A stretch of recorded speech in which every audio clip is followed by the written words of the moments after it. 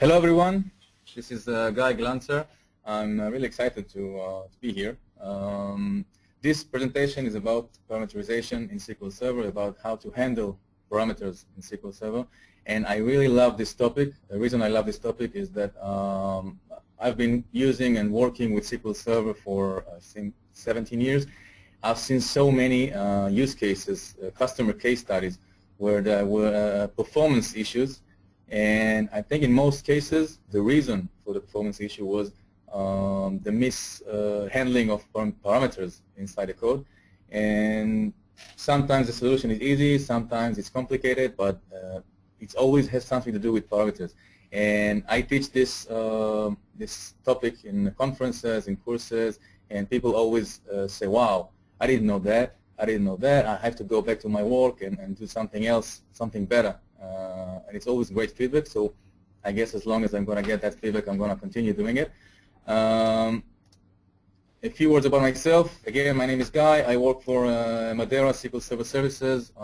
We do professional services for SQL Server, whether it's infrastructure, administration, development, BI, Azure, big data, a lot of performance tuning. We are an Israeli company, but we operate globally.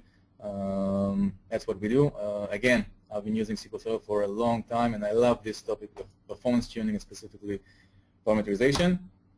I'm going to talk today about plan caching, how the plan cache is used inside SQL Server. I'm going to talk about how we can write a query, how we can execute a query. There are 7 ways that I'm going to show you, and the differences between them. I'm going to talk about parameter sniffing, which is a very important topic, the pros and cons, and when is it good, when is it bad. What happens, what do we do when we have a non-uniform data distribution in our tables. A few things about when you change parameter values inside your store procedures, which is a very important subject. And I'm going to summarize with simple versus forced parameterization. I'm going to talk about it later, so I'm not going to explain it now. Of course, a summary. Let's start. I want to start with a story. And again, this story is something that I encounter maybe a daily or weekly basis with our customers. There are many performance issues. Customer complain about performance, and in many cases the story is like that. Okay, I get a phone call from a customer and he tells me, listen, we had that store procedure. It used to run for a few milliseconds. Let's say now it's 2 p.m. and till 11 a.m., like 3 hours ago, it was great. It was running for a few milliseconds each time. And since 11 a.m., something happened, and it started running for like 5 seconds each time. Okay? It was a few milliseconds until 11 a.m. Since then, it's like 5 seconds, and it kills our server. It kills our system because this store procedure is executed many times per second or per minute, whatever. And they say, you got to help us. Okay? So when I hear something like that, the first question I ask is, of course, what happened at 11 a.m., right? Something happened at 11 a.m. What happened? What did you do? You loaded the data, you added an index, removed an index, changed anything in your schema, updated statistics. You did something, right? And of course, the customer says, no, we didn't do anything. Okay, we did nothing. Absolutely. I said that can be, and we have an argument, and that's how it starts. And then we go into investigation. We try to understand what happened there, and eventually, at the end of this presentation, I'm going to show you what happened there and how we solved that problem. But let's start with what is parameterization. I want to talk about the importance of this, when is it problematic, and how we can deal with it. And when I talk about parameterization or parameters, look at this query, for example. I'm talking about this value, of course. It can go into the where clause, inequality predicates, or inequality predicates. This value can be replaced, of course, with different values, and we can also use a parameter here like product ID. And this is what I'm going to talk about today. I'm going to use a case study. I call it the customers by country case study. And this is the case study. This is a very simple query. I'm going to use it throughout the presentation today. Just select from marketing.customers where country equals some country, in this case Israel, my country. I just want to see a list of all the customers in a specific country. That's all I do. We have a country column, which is nchar2, which is data type, and I'm just going to switch to the demo. I hope you can all see it. And I have the query. Okay, this is the simple query. Sorry about that. Okay, that's it. We have like 65 customers from Israel. Okay, later on I'm gonna show the execution plan, of course, but that's the case study. That's where we start. Okay, cool. Let's move on. Let's talk about plan caching. Whenever you execute a batch, okay, a batch is a few statements, okay, multiple statements bunched together, and you send them as a single batch to SQL Server. Whenever you send a batch to SQL Server, the batch goes through several stages, like parsing check and a simplification phase where the query gets more simple, and then of course optimization to prepare the execution plan, and then the execution plan is placed in cache, in the plan cache. It is placed in the plan cache in order to reuse it later, because the whole process of simplification and optimization, compilation, generating this execution plan is quite expensive, and we don't want to pay it again and again, so we want to use the same plan again next time we encounter the same query. So this is why we use the plan cache. Now, when SQL Server, the query processor, encounters a batch, it first checks whether the batch is already in cache, meaning whether there is already an execution plan in cache for that batch. If there isn't, of course, it needs to go through all the process of optimization and generating the execution plan. But if there is already a plan in cache, then it still needs to check whether the plan is valid or not. Now, why wouldn't the plan be valid? There are many reasons for that. If anything has changed since the plan was generated, like a schema change, an index was added or removed, data type was changed, anything like that, statistics were updated.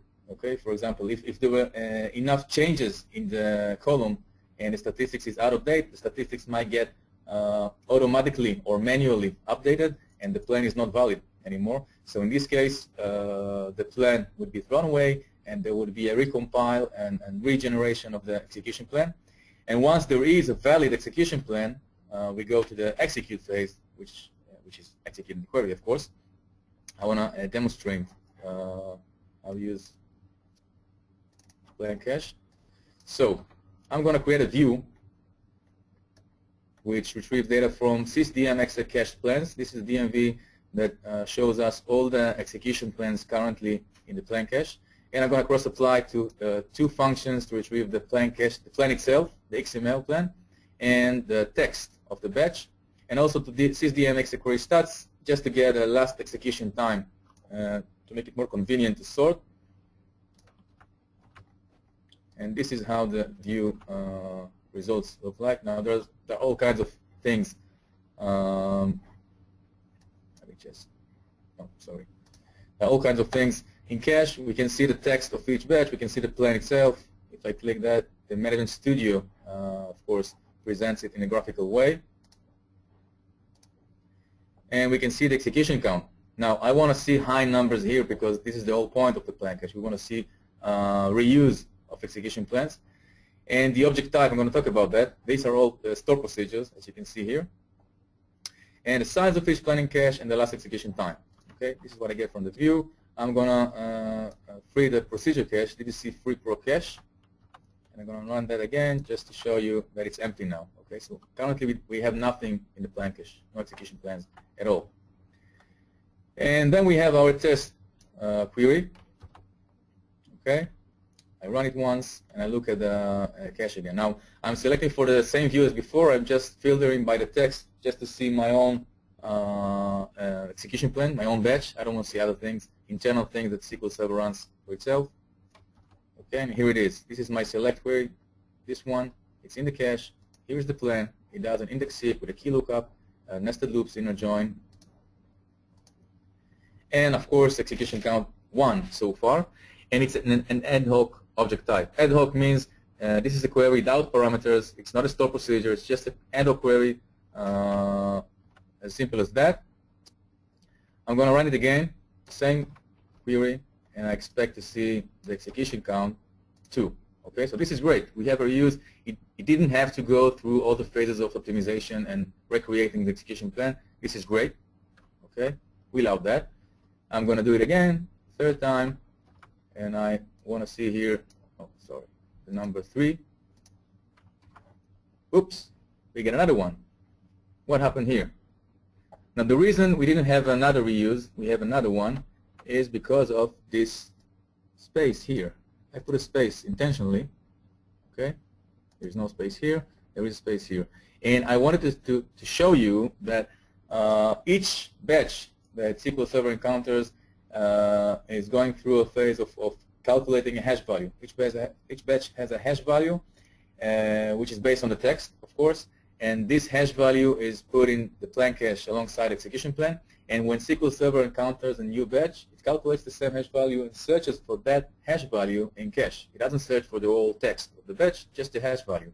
So any change, small change, tab or white space, whatever, that changes the text, changes the hash value, and SQL Server treats it as a new batch. Okay, it doesn't know that it's the same batch. And of course, we don't pass queries from the application with space, without space. This is not a normal scenario. I just wanted to prove something here. But what we do, in some cases, we pass different values of parameters, and when each value is different text, we get different hash values. We get a lot of compilations. I'm going to talk about that later. Okay? Of course, if I change, again, the value here from IL to FR to France, then we get another row here. Okay, you can see here that this one has the space, this without the space, this one is FR. Each one is a different text, different hash value, different execution plan. A lot of resources are wasted, CPU resources to compile, memory in the plan cache. And imagine that this query is executed like dozens of times per second, and you get the idea. Okay? All right. You know that song? 50 Ways to Leave Your Lover by Paul Simon. I love that song. It used to work, but it doesn't work now. I don't know why, but I wanted to play that song. Anyway, what I'm saying is that just like there are 50 ways to leave your lover, there are 7 ways to execute your query, and I want to prove it. Okay, so we get the same test query. Okay, we got that view already. We're going to empty the cache. And let's start. First one is what I call non-parameterized T-SQL query. Okay, this is what we have already seen. Come on. Okay, let's look at the plan. Look at the cache. Okay, we've already seen that. It's an ad-hoc query. We change the value from Israel to France. Look at the cache again. Okay, we get different execution plans, of course. We know that. This was the first one. The second way to execute your query is a non-parameterized dynamic SQL query. Okay, this is where I build a text, a string, and I concatenate the country, the parameter here. Now, it's not a parameter. I concatenate the value. So actually, the string that I execute here has a hard-coded value of IL. Okay, so the query that I run eventually is just like this one or this one here. It's really the same. I build it, I generate it dynamically, but when I ran this statement, it's just the same as an ad-hoc query. And if we execute it and look at the cache, okay, so this is it. We see it here. It's still an ad-hoc query. And actually, the reason that it didn't reuse this one is because of the white spaces. You can see them here. If I have built the string dynamically to be exactly with the same characters as this one, it would reuse the same execution plans because it's the same thing. Okay. Of course, again, if I change only the country here to FR, but I put it here, we have a different text, a different hash value, a different execution plan, just as we expect right here. All right. This was number 2. Number 3. Now we have a parameterized dynamic SQL query. This is the first time we're going to use parameters in this presentation. Okay. So here, instead of using execute, which just executes the string as it is, we're using sys sp execute SQL. Okay, this one receives the statement, which includes parameters. Look at the statement here. I don't just concatenate the value. I use a parameter. I called it p country to differentiate it from the local variable here, which is just country. P country is a parameter defined inside the scope of the query text of the dynamic SQL here. And then I have a different variable called parameters, which contains the definition of the parameters inside the dynamic text, which is p country as and char2. And then when using sp execute SQL, I pass the statement, which is this, and the definition of the parameters, which is this, and the parameters themselves. For each parameter, I pass the value for. So for the p country parameter, I pass the value of the local variable country, which in this case is il. And when I run this one, this is a parameterized query. It is called a template, SQL template as well. And when we look at the plain cache, we see something different for the first time. Okay, look at this. First, it's a prepared statement, as opposed to an ad hoc statement. A prepared statement or a prepared batch is one that includes parameters, just like we have here. And we can see the definition of the parameters in the query text. Okay, the query text now first contains the definition of all the parameters that are used inside this batch, in this case p country and char2, and then the select itself, and the query itself includes the parameter, not a hard-coded value. Okay, so this text is a template. If we change the value of p country, this text stays the same, and the execution plan stays the same. Okay, just the value is replaced, and we can reuse the same execution plans, for different values. Okay, so when I do the same, I just replace il with fr here.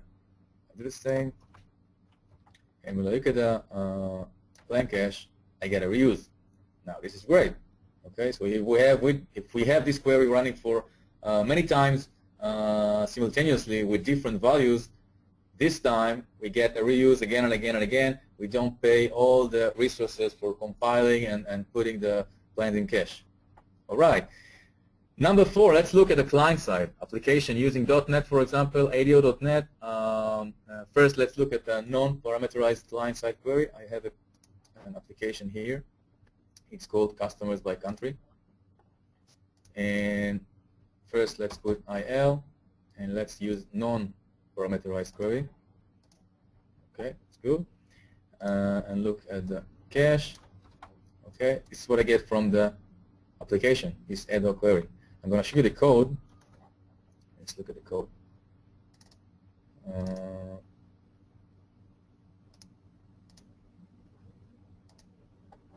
Okay. So this is the non-parameterized. Okay, I just concatenate into the query, just like I did in the T-SQL. I concatenate the text box value. Okay, and in the parameterized query, I'm going to show next. I'm using, again, p country as a parameter, and then I add a parameter object to the ADO.NET component, and I declare the type and the size and the direction, input direction, and of course the value itself. Okay, so this is how I use parameters inside the application. Sorry. And when I change this to fr, I do execute. Again, this is a non-parameterized. Okay, a lot of copy-paste here, I know. Okay, so we don't have a reuse. This one, both of these statements came from the application, one with IL, one with FR. When I use IL with a parameterized query using parameters, now essentially what happens here, ADO.NET translates that into, let me show you, into this, okay? What runs behind the scenes is the same SP execute SQL, exactly the same thing. Okay, so now it looks like that. Okay, just like we did before ourselves in T-SQL, this is what ADO.NET does behind the scenes. And that means if we replace this with a different value, we get the same behavior of course. So we get a reuse execution count 2. Okay? Let's close this one and move on. Number 6, of course, store procedure. What about store procedures? This is classic, right? Store procedures use parameters. So let's create a store procedure with the parameter country and char2 and the select statement with the parameter country. And let's execute the store procedure with a value of IL. And let's look at the cache. Okay. So here we are. We have a different object type this time. It's proc procedure, of course. Execution count 1. We get the text of the create procedure text and the plan, of course. Oh, sorry. And when we execute the same store procedure with a different value, then of course we get a reuse. Okay, because there's no doubt it's the same text, the same object, it's the same query. It just uses different values for the same parameters. And the last one, I call it looks like parameterized T-SQL query. Okay, I see that a lot. It's a common mistake. This is what I do. I declare a local variable called country, okay, and I initialize its value to IL, and then I have the query here using this local variable. Now the common mistake comes from this. It's the same symbol for parameters and variables, and it's really misleading because parameters and variables are completely different. They have different properties and behavior, and what we get from parameters we don't get from variables. And I'm going to prove it to you. You're going to run this. Okay. What we have in cache, in this case, is the whole batch, including declare, everything. There are no parameters here, as you can see. It's not a prepared statement. It's an ad hoc statement. Okay. And of course, if I replace this value here, it's a different text, a different batch, a different hash value, a different plan. You know that already. Okay, so we don't get a reuse. And there is also a problem with this, with using local variables. I didn't show you before, but let's look at the store procedure, for example. Okay, if I run this store procedure and I look at the actual plan, we get an index seek. If we look at here, you can see that the estimated number of rows is 65. The actual number of rows is 65. So SQL Server knew that there are going to be 65 rows based on the value of the parameter. Okay, we have a parameter here. Its value is IL. It knows that Israel has 65 customers. Okay, when we go here using the local variable here, actually, okay, the same 65 rows, but we get a clustered index scan. Why? Because the estimated number of rows in this case is 5555.556. Okay, now that's a big mistake between 5,000 and 65.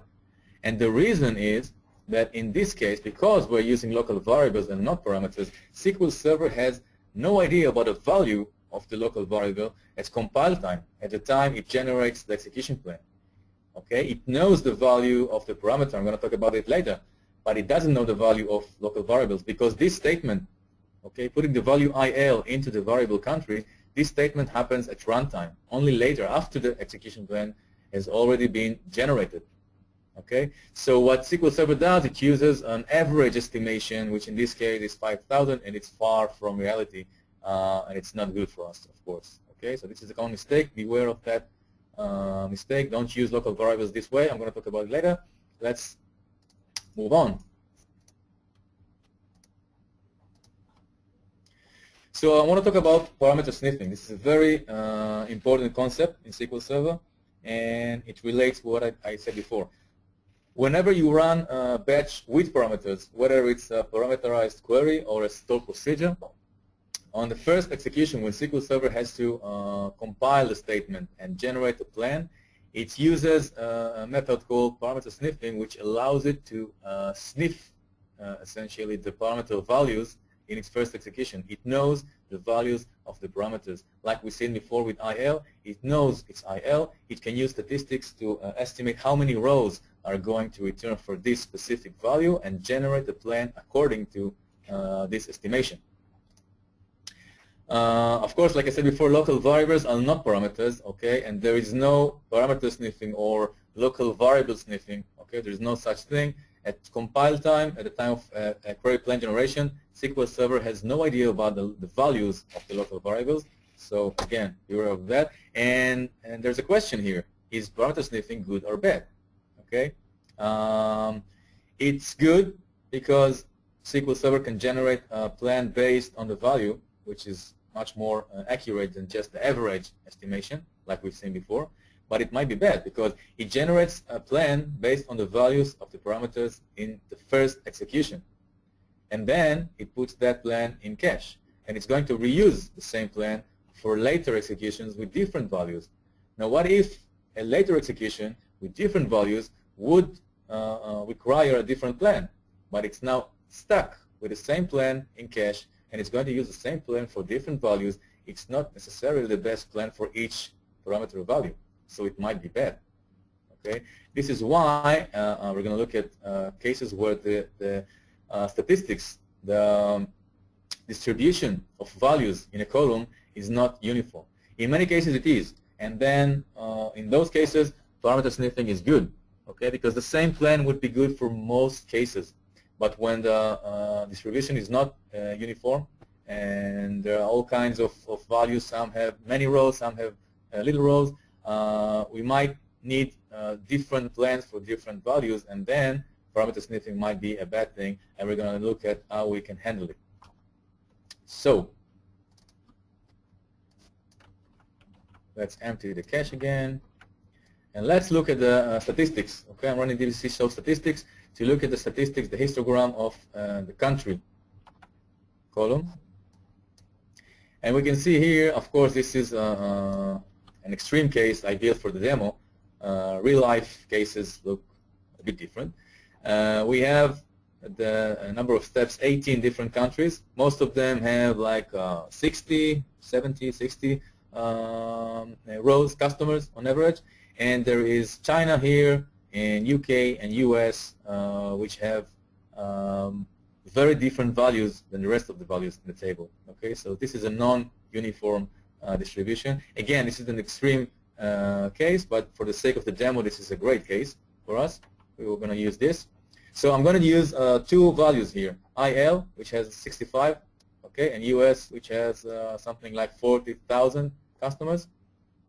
I'm going to use the stop procedure we had before, and I'm going to run the stop procedure once with IL. I'm going to turn execution plan on, and using IL we get an index 6 because the estimation is 65 rows, which is accurate in this case. If we use, we run the stop procedure again, and we actually reuse the plan from cache now, but now with US, we still get an index 6 because this is a plan already in cache. But now you can see that the estimated number of rows is 65, but the actual number of rows is 40,000. Now this is bad because we have a lot of key lookups here. Okay, the query processor thought it's going to return 65 rows because that's what he has in cache. Okay, but in reality there was 40,000 rows, so it had to go 40,000 times and do a key lookup, which is horrible, okay, in terms of performance. Again, this demo doesn't show you can't feel because it's a very small table, but in large production tables, it's going to be a real big mess. Okay? So, what do we do? Actually, this is a casino, right? It's based on luck. Really. The first time a user executes a query, a stop procedure, the value of the parameter that user is using is going to determine the plan that is going to be used again and again and again for days, maybe weeks, till some kind of triggers are recompiled. Okay, and if the first user executing the stop procedure is going to use a non-standard parameter value, a value that is not good for most cases, we're going to be stuck with a bad execution plan. Okay, this is a problem. Like here, for example, let's say that in most cases people use US and the first execution used IL. We are now stuck with an index 6 execution plan. And in many cases, users are going to use the parameter US and are going to get a plan using index 6, which is very bad. A lot of logical reads, a lot of I/O. Okay? So, what do? We have several options here. The first very simple option is to use SP recompile. SP recompile can get a parameter of a name of a store procedure or a name of a table, and essentially it's gonna it's gonna mark this store procedure as invalid. Remember we talked about valid versus invalid plans in cache. This store procedure is going to be invalid as of now. Okay, nothing gonna happen at this point except for marking it as invalid. Next time a user going to execute this store procedure, SQL Server gonna find the plan, but it's gonna realize that the plan is invalid, and it's gonna throw it away and recompile the execution plan. So now the next time a user uses the US parameter value, we're gonna get a new plan which now uses clustered index scan, and the estimated number of rows is 40,000, which is accurate. This is great. But now we have the opposite problem. The next user running the store procedure with IL is going to get the same plan with scan, although the actual number of rows is now only 65. And we already know that the best plan for 65 is index seek. But we have to do now a scan each time because this is the plan in cache. All right. Oh, I can see the question pane now.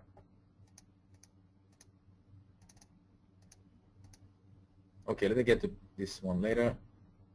I can't see it very well. Elizabeth, can you hear me? Hi, yeah. I can't see the questions very well, so if you can maybe copy it to the chat box or something. Okay, or just put it to me. It doesn't show very well here. Okay, I'll go on in a meanwhile. So, this is the first resolution, not very good to do recompile. It might be a good option if there is a really rare case, a rare parameter value that happened and created a bad plan, and in like 99% of the cases we use the same parameter values or values that use the same plan. So if we just do recompile, we can get another hit of luck, and the next time if we get a better value, then we're okay. But if not, we're not. Okay, just another try. Not very good solution. The next solution is we're going to add with recompile to the store procedure here. This means that from now on, each time a user executes the store procedure, it's going to generate a new plan for the specific execution with a specific parameter value, because we have parameter sniffing, and the plan is not going to even be put in cache because there's no point, okay? Because next time another user is going to use another plan. So now I run the procedure with IL, and I get an index seek, and next time another user runs it with US, he gets a scan. Okay, so this is great. Each user, each execution gets the best plan for the specific execution with the specific parameter value, but it means we're going to pay a lot of resources in compiling and again and again and again. Like we said before, we don't want that usually. Although in some cases this could be a great resolution, because if we don't have CPU or memory bottlenecks and we can afford it, and this store procedure is not executed many times, so instead of going to more complicated solutions we're going to see later, we can just use video compile each time, and it could be a great solution in some cases. Okay, so it's good to know this one. We can take it one step forward, and instead of recompiling the whole store procedure each time, we can just recompile the statement. We can use the query hint option recompile and just compile this statement each time. So imagine this store procedure had like 20, 30, 50 statements. Okay, we don't have to go through recompilation of the whole store procedure each time. It's going to be very expensive. We can just mark this specific statement to recompile. There is a difference here, because this one means that at runtime, okay, at runtime, when we get this query, SQL Server is going to stop and say, okay, I need to recompile only this query. I'm going to recompile it now at runtime and generate a plan for this specific query, execute it, and move on to the next statement. Okay. This also means that if you are using like local variables or any calculations inside the store procedure, when you get to this point and you use option recompile, SQL Server already at runtime, it knows the values of the local variables and anything else you did so far. Okay, so this is another advantage of this method. And it's usually better than using with recompile for the all-store procedure. So again, using it with IL, I get an index seek, and using it with US, I get a scan, index scan. Okay. We can use another query hint, which is optimize for. So I can tell SQL Server, ignore the value of the parameter you get in the first execution, okay, when you need to generate the plan. Assume you got US, okay? Always generate plan assuming you have the parameter value of US, even if the first execution tells you otherwise. Of course, the result set is going to be based on the actual parameter value. But for the sake of the query plan generation, we're going to use this parameter value each time, okay? So if I'm going to run the alter procedure statement, although the first time I'm going to use IL, it's going to generate a plan based on US. Let's see that. Okay, so here I used IL, but I got a scan. And you can also see that the estimated number of rows is 40,000 based on the value US, while the actual number of rows is 65, which is the number of Israeli customers. Okay, I can also click properties on the select operator, and I want to show you the parameter list here. You got the parameter compile value and the runtime value. So you can see what was the value used in plan generation and what is the actual runtime value in this specific execution. Oh. Sorry. So, of course, now if you go to US, now we're going to use the same plan already in cache. We have a reuse, scan, so this is obvious. Next, solution number 5. This is the most complicated solution, but the best one in terms of the balance of performance between number of compilations and effectiveness of the plans generated. So here, I'm going to create a table. I'll call it common countries. It has the same structure as the statistics, the histogram. Okay, and the reason is I'm going to insert the values of the histogram into this table. Okay, this is where I do it. I run DBC show statistics with histogram to just return the histogram itself as a result set, and I put it inside an execute just so I can insert the result of this execute into my table. And now my table contains the histogram itself, just like the statistics of SQL Server. And I can use it and manipulate it in order to distinguish between common values like China, UK, and US, and uncommon values like all the rest in this case. Okay? So now this is where the business logic, your specific logic and understanding and knowledge of the distribution of values comes into play. In this case, all I do is count the number of rows and say, okay, values, countries that have less than 1% of the number of rows in the table, I'm going to delete them and treat them as uncommon values, and I'm going to leave only the values at the countries that have more than 1% of the rows in the table. And this is going to leave me with the 3 values you already know. Okay. Now again, this is a very simple case for the sake of the demo. In reality, it's going to be much more complicated to distinguish between the common and uncommon values, and you have to play with it and do some fine-tuning over there. But eventually, you're going to get around the right calculation to do that. And now, what I'm going to do, I'm going to create a new store procedure, customers by country _ common, with the same parameter definition and the same query, just like before. And I'm going to create another one, exactly the same text with the name uncommon.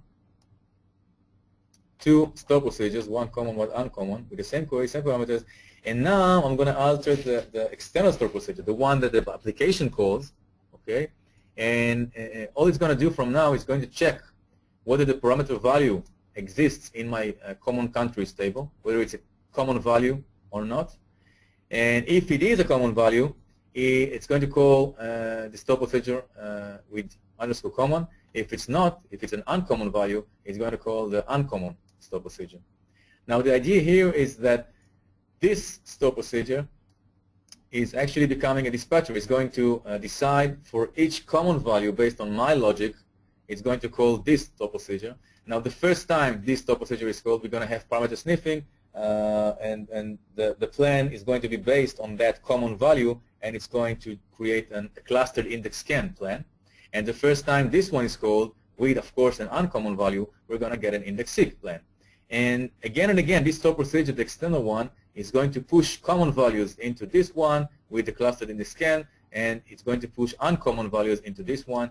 And the idea here that we're going to pay the execution plan generation only twice. One to generate the common plan and another one to generate the uncommon plan, and that's it. From that point on, we're going to reuse each plan for its own parameter values, and this is the best solution in terms of balance. Okay, let's just demonstrate it. We go with IL once, we get, okay, this is the checking for existence of my common countries table, and this is the index seek I'm looking for, and we use US, and we get the clustering scan, and that's it. Okay, we've done with compilations. Now we can reuse the same plan again and again for the common values and for the uncommon values, and this is a great solution. It's more complicated. It requires maintenance, of course. We have to have some kind of a job that at once in a while truncates the table and generates the statistics again, because statistics change, and we need to see if the values change. So we need some maintenance here, and the logic of what is a common value, what is the uncommon value, is quite tricky. We have to play with it for a while, but once you get the hang of it, it's really a great solution. Okay, so these are a few methods to handle non-uniform data distribution. And let me move on. Elizabeth, do we have questions?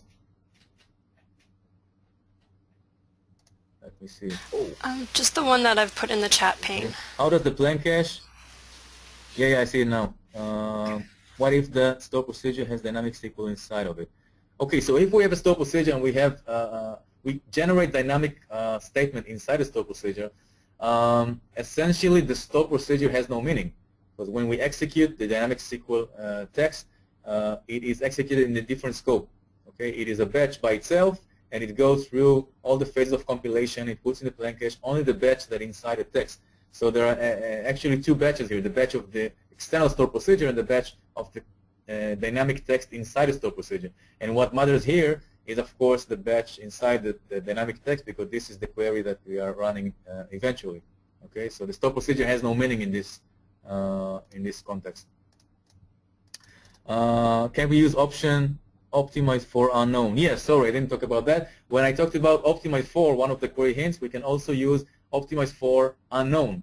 Okay, in cases we want to disable parameter sniffing, and we want to tell SQL Server ignore parameters altogether and just optimize for the average case, like we saw with local variables. So this is also a possibility in cases where we don't want parameter sniffing at all. We have parameters, we want to disable parameter sniffing. We can use a query hint, optimize for unknown.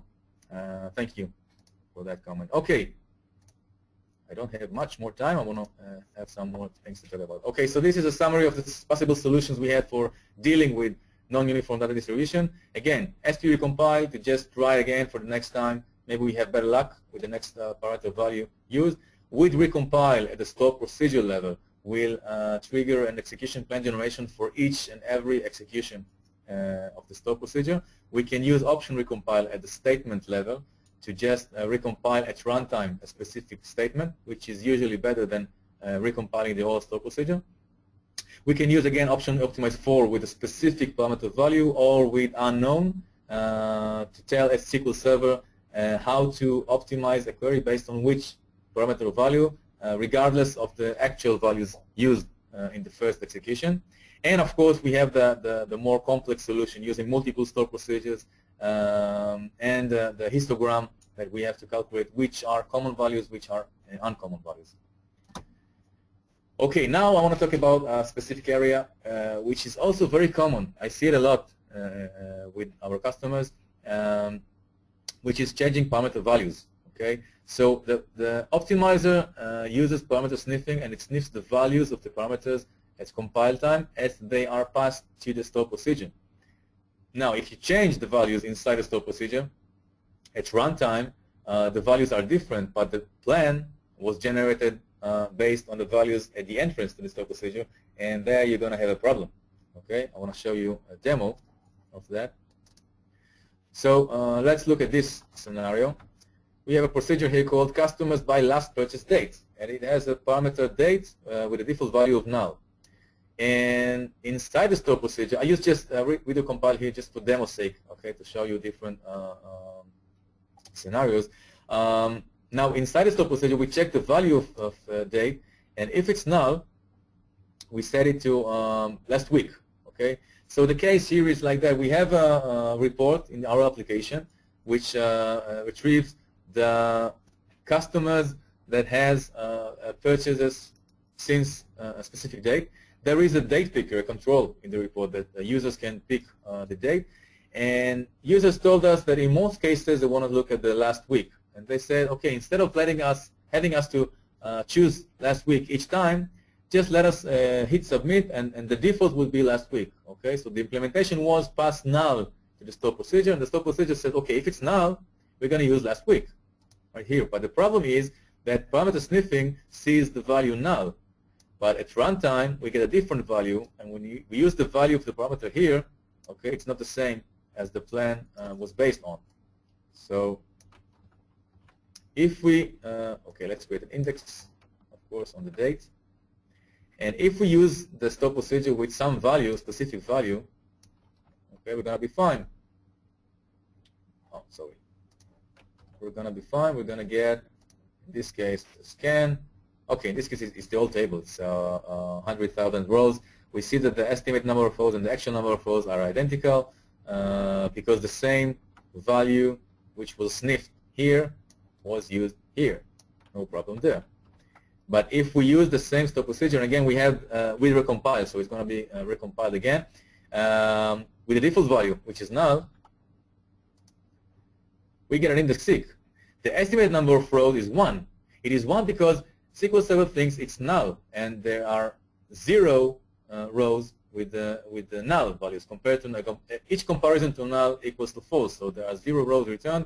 It always reports 1 instead of 0, but it actually means 0. But the actual number of rows is 2,000 and something, and for that, the better plan would be a clustered index scan. I'm going to show you that in a minute.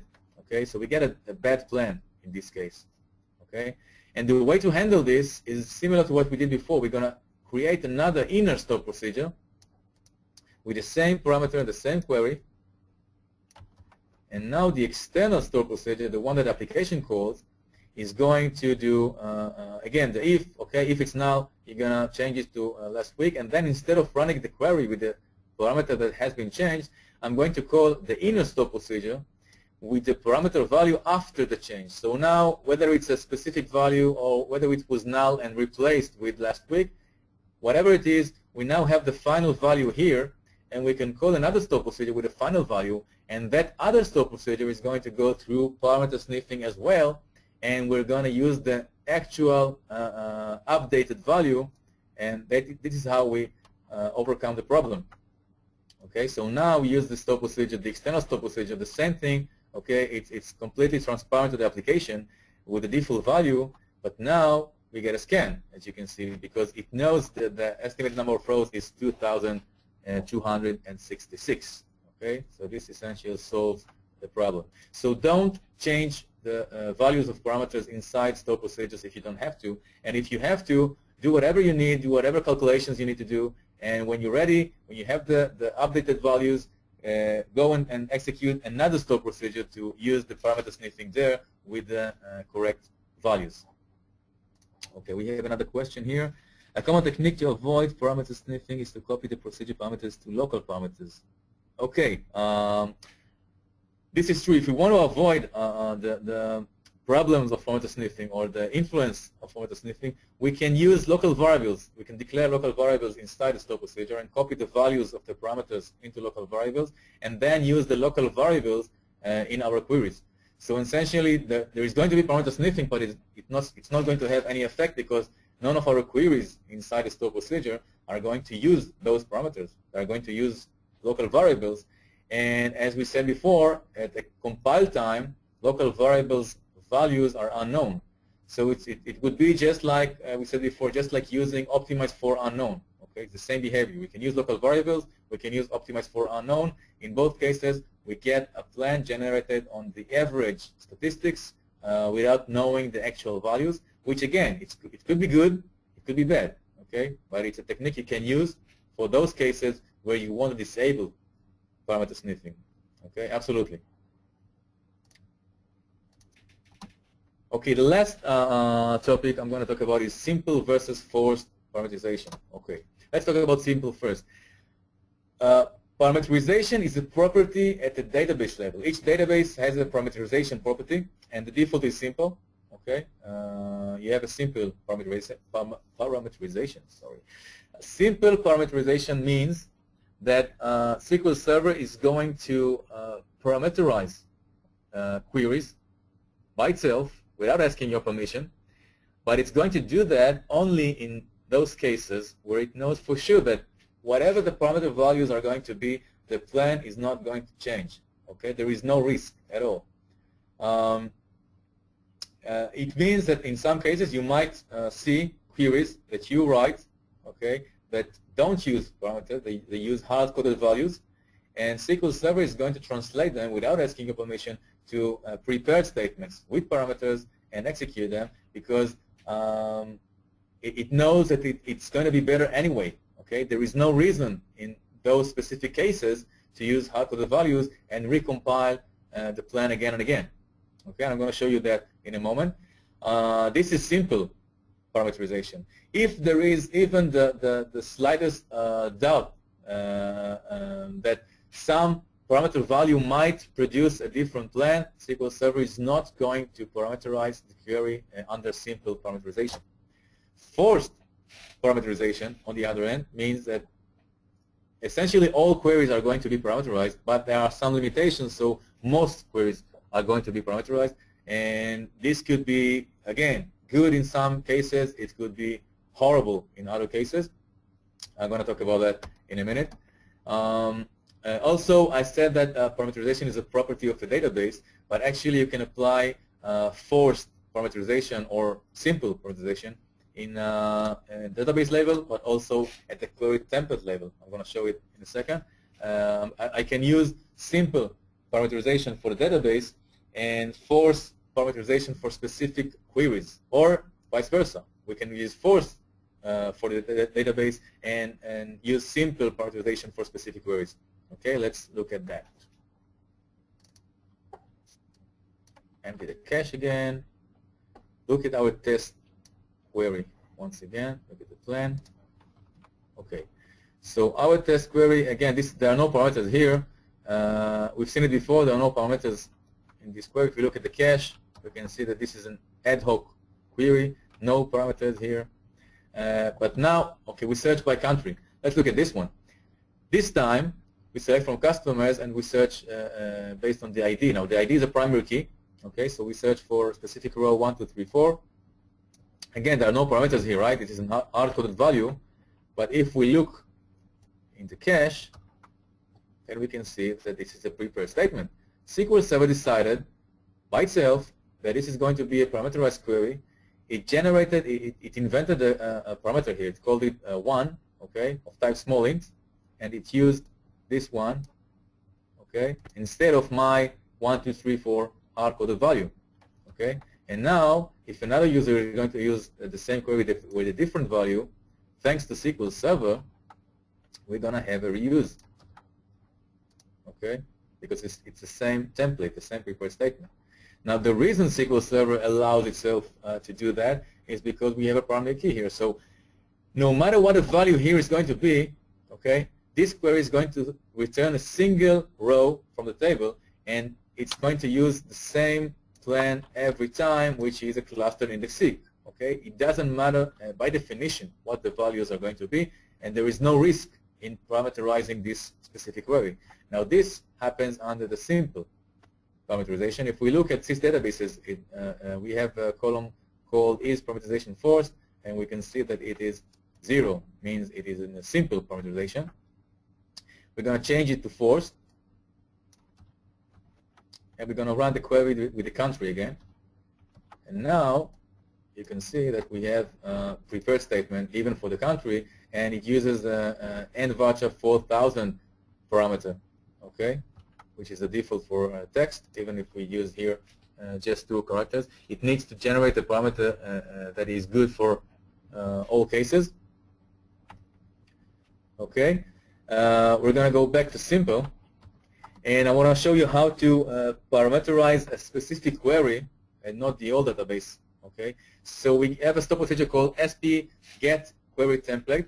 We pass the template of the query with some value, doesn't matter what the value is going to be here, and it outputs the statement with it replaces the value with a parameter and the definition of the parameters. Okay, and I'm going to use the statement and the definition of parameters with the next stop procedure, sp create plan guide. A plan guide is an object in SQL Server that guides query hints for a specific query. So when it encounters this statement as a template, okay, with these parameters definitions, it essentially adds this query hint option parameterization force to this specific statement. Okay, so when I run this one, I'm still under the simple parameterization at the database level, but for this specific query,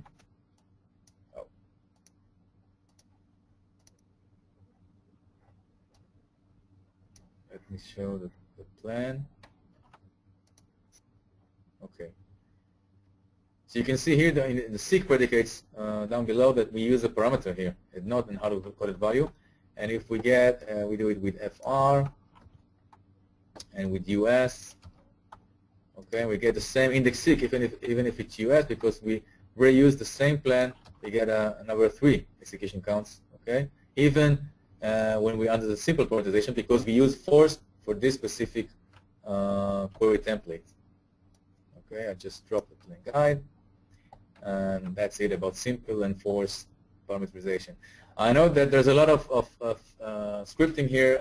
I'm gonna upload the PowerPoint slides and the scripts, all the scripts I use, so you can download them and look at the comments and play with it. So don't worry about that. Now let me just summarize. Okay, so parameterization is a very important aspect. Okay, as I said before, I see it a lot. I see many performance issues that originate from the wrong behavior, the wrong use of parameters. And again, it leads to poor performance. I said it before. Let's talk about the tips from this position. The things I want you to go out with are when data distribution is uniform, more or less. Okay, we want to use parameterized queries. We want to use parameter sniffing. We want to reuse the same execution plans again and again because they are good for most cases, because data is uniform. When data is not uniform, parameter sniffing might be problematic, and then we're going to have to trick it somehow, either by using re-recompile, by using your own method to distinguish between common values and uncommon values, maybe optimize for unknown things we talked about today. You're going to have to use one of those methods to mitigate the problem of non-uniform distribution. And again, avoid the use of local variables. They are not parameters. There is no parameter sniffing associated with local variables, and SQL Server knows nothing about their values as compile time. Don't change parameter values inside a stop procedure, because there is a difference between the plan that is based on the values of the parameters at compile time and the actual values after you change them at runtime. Okay, so the plan is not going to be right for the actual execution. And force parameterization of queries only when you have no other choice. Okay, this is a problematic thing, because if you have ad hoc queries that go through a lot of compiles, you can use force parameterization. But then again, if you have non-uniform distribution, using parameterized queries and reusing plans might be problematic more than it might help. Okay, so it might be a problem. You have to really test it carefully and see if it can help you. In some cases, when a system uses a lot of non-parameterized, a lot of ad hoc queries, sorry, instead of rewriting all the code, although this is the right solution to do, you can just try and test it on another environment and see what happens when you use forced parameterization, and it's always better to do it on a specific query template level like I showed before. Back to the story, I said before, 11 a.m., something happened, and since 11 a.m., the stop procedure started to run for like 5 seconds instead of milliseconds before. And what happened there is that at 11 a.m., there was a statistics update, an how-to-update statistics triggered by the database because there were enough changes in the table, which caused a recompile of the stop procedure. And we had bad luck, because the next time the stop procedure was executed, it was executed by a user with a parameter value which is not common and generated a different plan from the plan used till 11 a.m. And then we are stuck with this new plan, which is bad for most cases, and this plan executes for 5 seconds. Okay, so the customer was right. They didn't do anything. They didn't change anything. And it happens. It just happens. This is the way SQL Server works. You have to be aware of that, and you have to know what happens and what to do when it happens and how to identify those problems. Okay, so I see that a lot. I just want to point here 2 resources, very good, quite old but still very good. One by Greg Lowe and one by Kelly Delaney about plan caching and about parameter sniffing. Again, you're going to have the presentation, so you're going to have the links as well. And just about the end of the presentation time, but I have some time for questions, right? Let's see. Does having a clustered index that is not unique have a negative effect on performance as the index?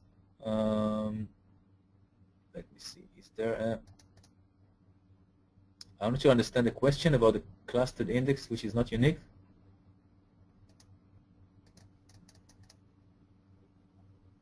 Could you just use an is null in the parameter in the beginning?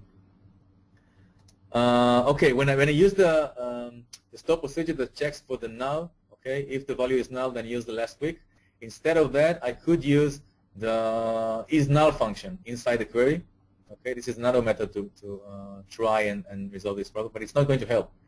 It's not going to help because again, at compile time, SQL Server doesn't know the value, the result of the is null function, and it's going to treat it as an unknown value.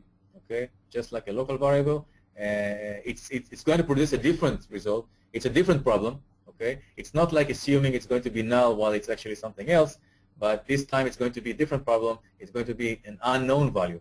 Okay, but it's still a problem. Okay, you're not going to use the appropriate value eventually. Let me see if there are any other questions. How are you handling when you're updating statistics? What do you mean? How am I handling when I'm updating statistics? Again, I'm not sure I understand the question. Sorry. Can a procedure be inefficient even though actual number of rows and estimated number of rows are equal? Well, that's a good question. In my opinion, from my experience, most, actually I think all, when you have a performance problem and you look at a specific execution plan and you want to see what the problem is, I always look for operators which have big differences between the estimated number of rows and the actual number of rows. I don't look at the cost, okay? The cost we chose in percentage. The reason I don't look at the cost is because it is an estimated cost. It is always an estimated cost. And if there was a wrong estimation, then the cost is lying. You don't want to look at the cost. You want to look at the differences between estimated and actual. And when I see an operator like an index seek or anything like that that adds a big difference between the estimated and actual number of rows, this is where the problem is most of the times, almost always. Okay, this is the reason for the bad performance. Now, all I have to do is to try and understand why there is a difference. It might be because of out-of-date statistics. It might be because you're using implicit conversion. It might be because of many reasons. But yes, I look at those places where there is a difference. And to your question, when there is no difference, well, it doesn't mean there are no problems in the query. Okay, you might be using a wrong syntax. Maybe you write the query in a bad way. You can always try to rewrite the query. For example, instead of using roll number, use cross apply or vice versa. You have many techniques to write the same query for the same results. And although you get the same values of estimated and actual number of rows, you still might have bad performance, and you still might be able to improve performance. But in most cases, from my experience, if you have bad performance, it's going to show up as the difference between estimated and the actual number of rows. Okay, what else?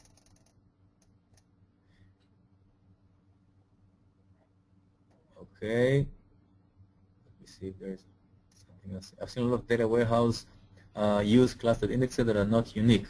Can this cause performance issues because based? Oh, okay. So yes, in most cases, clustered indexes are made unique, but they don't have to be. And yes, of course, there are many cases. For example, if you use a clustered index on a date column, okay, you can't say the date is unique. You might have this, 2 rows with the exact same date time. Okay, so the clustered index is not going to be unique. It's going to make sense to make this column a clustered index, but it's not going to be unique. And well, if it's a problem, I don't think you can say it's a problem. Okay, because first it's a business need. Okay, you can't make this column unique because it's not unique. In some cases, there's no influence on performance. In some cases, if a clustered index would have been unique, it would have improved performance. But again, in most cases, it's a design issue. Okay, it's a requirement. It's a business requirement. If it should be unique, okay, business-wise, then make it unique.